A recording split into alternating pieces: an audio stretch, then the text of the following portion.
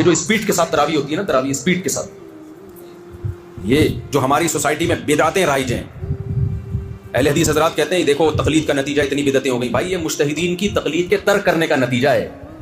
اگر کرتے تو یہ بدعتیں نہ کرتے، یہ ترک کرنے کا نتیجہ کہ یہ بدعتیں آ گئی ہیں. تو بدعت سے بھائی اسی طرح جو مشرکانہ عقائد ہیں اس کا فقہ حنفی سے کوئی تعلق نہیں ہے. بھائی جتنے توحید پرست ہم ہیں، توحید بر صغیر میں سکھانے والے ہم ہیں. اگر علماء دیوبند نہ ہوتے تو توحید کا جو اچار ڈل چکا ہوتا بر صغیر میں. ہمارے کسی اکابر کی قبر ایک بالش سے اونچی نہیں ہے، کسی کی قبر پکی نہیں ہے. تو اس لیے آپ جس فقہ سے وابستہ ہیں اس سے جڑے رہیں. اور جو میں نے آپ کو محنت کا طریقہ بتایا، اور یہ آج سے تھوڑی ہے، تو اسلاف سے چلا آ رہا ہے. امام بخاری کا جو شہر ہے میں دیکھ کر آیا ہوں، وہاں فقہ حنفی رائج ہے. خود امام بخاری کے شہر میں قانون میں لوگوں نے امام بخاری کے شہر میں رہتے ہوئے حدیث میں امام بخاری کو فالو کیا ہے. اسلامی قانون میں بخاری کے شہر میں بخارا والوں نے امام ابو حنیفہ کو فالو کیا، آج تک، آج بھی ہیں. تو اس لیے جس فقہ سے آپ وابستہ ہو اس سے مضبوطی سے قائم رہو، اور مضبوطی سے پڑھتے تو ہم چاروں فقہ ایسا ہی ہے نا. علم تو سب میں حاصل کرنا ہے، قائم کس پہ رہنا ہے؟ ایک پہ. اور مجتہد بن کے کوئی نئی چیز مارکیٹ میں لانے کی کوشش کی تو مجھے اگر اکیلے میں ملے تو رکھ کے چماٹ ماروں گا. پھر آپ واجب الچماٹ ہو.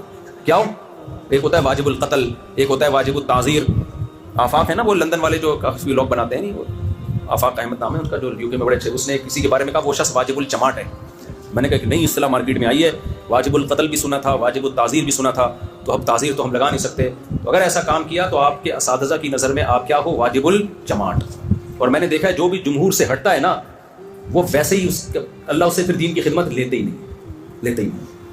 تو جو جمہور کے طریق پہ چلتا ہے، ہاں بدعتوں میں کسی کو فالو نہیں کرنا، تو جمہور کے طریقے پہ چلو گے تو دنیا میں بھی عزت، آخرت میں بھی عزت. اور جو عامۃ المسلمین کے راستے سے ہٹا تو حدیث موجود ہے اس کے بارے میں، من شذ شذ، جو ہٹے گا آخرت میں بھی ہٹے گا.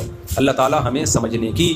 اچھا ایک آخری سوال کا جواب. لوگ کہتے ہیں اکثریت کو تو فالو کرنے سے قرآن نے منع کیا ہے. وہ بھائی وہ غیر مسلموں کے، وہ انسانوں میں اکثریت کو فالو کرو گے تو گمراہ ہو جاؤ گے، کیونکہ اکثر غیر مسلم ہیں. مسلمانوں میں تو اکثریت جہاں ہوگی یہ بہت بڑی علامت ہے کہ حق وہاں پر ہوگا. مسلمانوں میں اکثریت گمراہ نہیں ہو سکتی. چند لوگ، کیونکہ جو حدیث میں آتا ہے جو جماعت المسلمین سے ہٹے گا، اس کی تشریح کیا ہے؟ عامۃ المسلمین سے. دوسری حدیث میں اس کی تشریح عامۃ المسلمین سے جو ہٹے گا، جو عام مسلمانوں سے ہٹے گا وہ جہنم میں جائے گا.